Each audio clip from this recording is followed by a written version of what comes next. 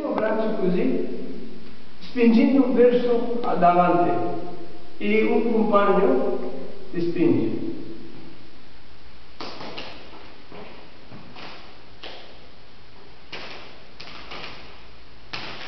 Non sto resistendo, se resisto, se va contro il maestro e controllo, sto spingendo verso di là.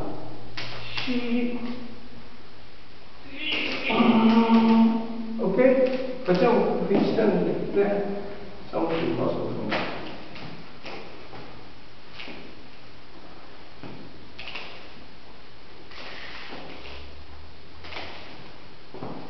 Quando abbiamo queste, quando riusciamo a fare queste, facciamo d'improvviso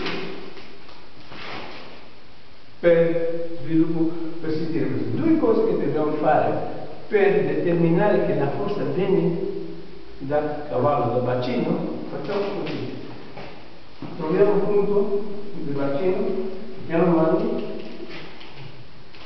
sentire, per sentire questo, ok? In compagno, in coppia.